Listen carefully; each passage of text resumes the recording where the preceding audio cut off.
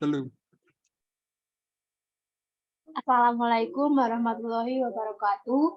Kami dari kelompok 13 kelas 22A Manajemen akan mepresentasikan keseimbangan ekonomi dua sektor.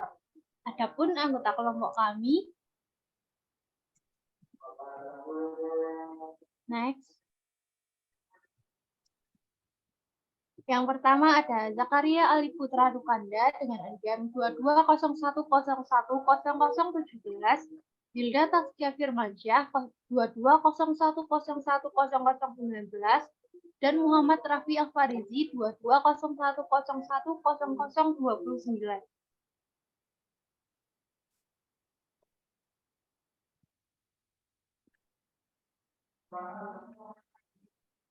Hubungan antara konsumsi dan pendapatan. Faktor yang menentukan tingkat pengeluaran rumah tangga adalah pendapatan rumah tangga.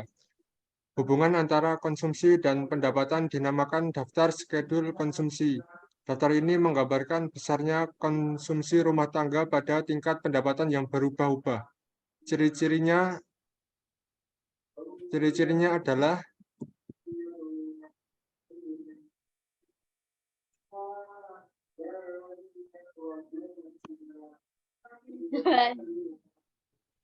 adalah satu, para pendapatan yang rendah rumah tangga menggorek tabungan. Kedua, kenaikan pendapatan menaikkan pengeluaran konsumsi. Ketiga, pada pendapatan yang tinggi rumah tangga menabung. Yang pertama itu pendapatan yang rendah rumah tangga itu contohnya ketika rumah tangga dengan biaya pendapatan 100 akhirnya mengeluarkan konsumsi yang lebih itu bisa mengorek tabungan mereka. Yang kedua, menaikkan pendapatan pengeluaran konsumsi. Jika pendapatan mereka naik, mereka bisa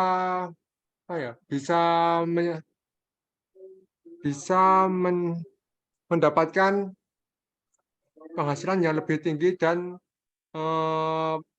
pengeluaran mereka juga bisa tercukupi. Yang ketiga, pendapatan yang tinggi mereka juga dapat lebih banyak menabung.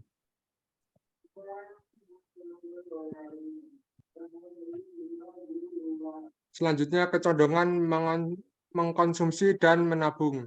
Kecondongan mengkonsumsi APC. Yang pertama, kecondongan mengkonsumsi marginal atau bisa disebut dengan perbandingan di antara penambahan konsumsi yang dilakukan dengan pertambahan pendapatan disposable. Yang kedua, kecondongan konsumsi rata-rata adalah perbandingan di antara tingkat konsumsi dengan tingkat pendapatan disposable ketika konsumsi tersebut dilakukan. Terus kecondongan menabung. Kecondongan menabung marginal perbandingan antara penambahan tabungan dengan pertambahan pendapatan disposable. Selanjutnya, kecondongan menabung rata-rata perbandingan di antara tabungan dengan pendapatan disposable. Hubungannya adalah MPC plus MPS sama dengan 1 dan APC plus APS sama dengan 1.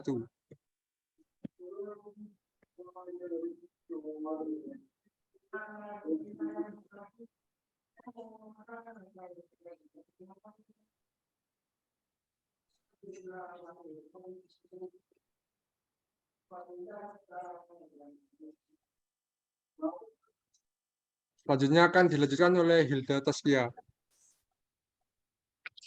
Selanjutnya ada fungsi konsumsi dan tabungan. Pengeluaran konsumsi dari semua rumah tangga dalam perekonomian dinamakan konsumsi agregat. Tabungan semua rumah tangga dalam perekonomian dinamakan tabungan agregat. Yang pertama ada fungsi konsumsi. Fungsi konsumsi merupakan kurva yang menggambarkan sifat hubungan di antara tingkat konsumsi rumah tangga dalam perekonomian dengan pendapatan nasional. Dengan persamaan C sama dengan A plus BY. Yang kedua ada fungsi tabungan. Merupakan kurva yang menggambarkan sifat hubungan antara tingkat tabungan dalam perekonomian dengan pendapatan nasional. Dengan persamaan S sama dengan min A plus 1 min BY. Nilai MPC akan menentukan tingkat kecondongan fungsi konsumsi, sedangkan nilai MPS akan menentukan tingkat kecondongan fungsi tabungan. Penentu lain konsumsi dan tabungan. Yang pertama ada kekayaan yang telah terkumpul sebagian akibat mendapatkan harta warisan atau tabungan yang banyak. Akibat usaha di masa lalu, seorang akan mempunyai kekayaan yang mencukupi. Hal itu tidak akan mendorong lagi untuk menabung lebih banyak. Yang kedua ada suku bunga. Suku bunga yang rendah, orang-orang tidak akan suka menabung. Mereka akan cenderung menambah pengeluaran konsumsi. Yang ketiga ada sikap berhemat. Sebagian masyarakat mempunyai sikap berbeda dalam hal menabung dan mengkonsumsi. Yang keempat ada keadaan perekonomian. Perekonomian yang tumbuh dengan teguh dan tidak banyak pengangguran akan cenderung melakukan pengeluaran yang lebih aktif. Yang selanjutnya ada distribusi pendapatan. Distribusi pendapatan merupakan sebagian besar pendapatan nasional dinikmati oleh segolongan kecil penduduk yang sangat kaya. Golongan tersebut akan memiliki kecenderungan menabung yang lebih tinggi. Yang terakhir ada tersedia tidaknya dana pensiun yang mencukupi. Apabila pendapatan dari pensiun besar jumlahnya, para pekerja tidak terdorong untuk melakukan tabungan yang banyak pada masa bekerja dan ini menaikkan tingkat konsumsi. Next.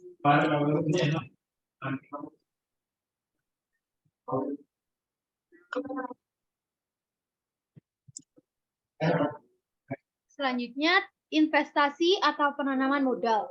Investasi diartikan sebagai pengeluaran sebuah perusahaan untuk membeli barang-barang, modal, dan perlengkapan-perlengkapan untuk menambah kemampuan memproduksi barang dan jasa. Investasi ini dibedakan menjadi 3. Yang pertama, pembelian berbagai jenis barang modal seperti mesin dan peralatan produksi. Yang kedua ada pengeluaran untuk mendirikan rumah tempat tinggal, bangunan kantor, dan bangunan pabrik. Yang terakhir ada penambahan nilai stok barang-barang yang belum terjual, bahan mentah, dan barang yang masih dalam proses produksi. Faktor penentu tingkat investasi yang pertama, tingkat keuntungan yang diramalkan akan diperoleh. Yang kedua ada tingkat suku bunga. Apabila suku bunga lebih tinggi dari tingkat pengembalian, investasi direncanakan tidak akan menguntungkan.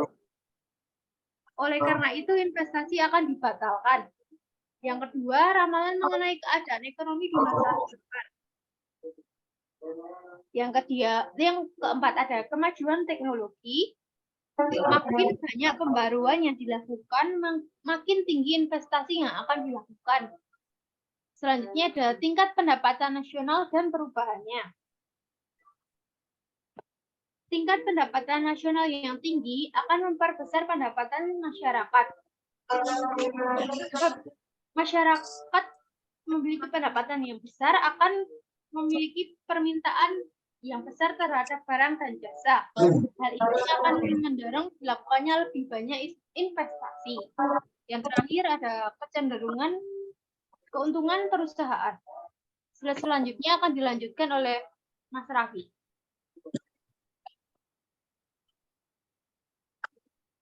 Tingkat pengembalian modal. Menghitung nilai sekarang. Suatu kegiatan investasi dapat dikatakan memperoleh keuntungan apabila nilai sekarang pendapatan di masa depan lebih besar dari nilai sekarang modal yang diinvestasikan. Bisa dilihat pada gambar tersebut, itulah rumus untuk menghitung nilai sekarang. Menentukan tingkat pengembalian modal. Pengembalian modal menggambarkan tingkat keuntungan rata-rata dari modal yang diinvestasikan. Bisa dilihat pada tersebut. Efisiensi investasi marginal atau MEI. Efisiensi marginal menunjukkan hubungan antara suku bunga dengan tingkat investasi yang akan dilakukan pada suatu tahun tertentu.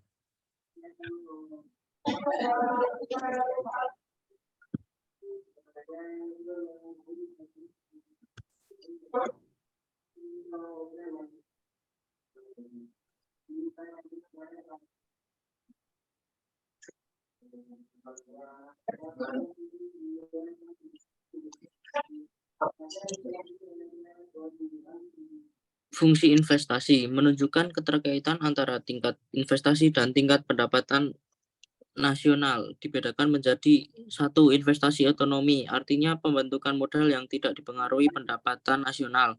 Bentuk kurvanya sejajar dengan sumbu datar. 2. Investasi terpengaruh, artinya investasi yang makin tinggi apabila pendapatan nasional meningkat. Bentuk kurvanya naik ke atas ke sebelah kanan.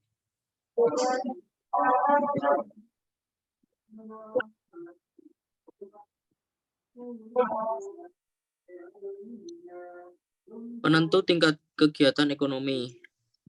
Cara tubular menggunakan angka. Para pengusaha akan selalu berusaha untuk menghasilkan barang-barang yang sama besarnya dengan pengeluaran agregat dalam perekonomian. Y sama dengan C I, yaitu nasional sama dengan konsumsi ditambah investasi. Pada persamaan ini, pengeluaran agregat C plus I sama dengan pengeluaran agregat Y. I plus S, yaitu investasi sama dengan tabungan. 2. Menggunakan grafik. Grafik keseimbangan dicapai pada keadaan di mana garis AE sama dengan C plus I, memotong garis 45 derajat dan perpotongan fungsi investasi I dan fungsi tabungan S. 3. Menggunakan aljabar. Y sama dengan C plus I, S plus I.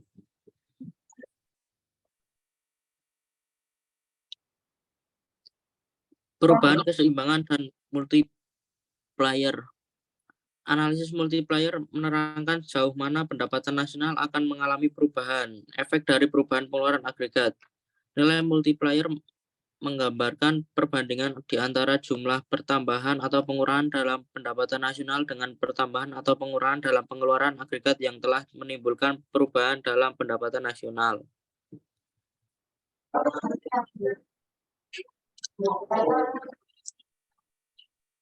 Sekian presentasi yang dapat kelompok kami sampaikan. Apabila ada salah kata atau pengucapan, mohon dimaafkan. Assalamualaikum warahmatullahi wabarakatuh.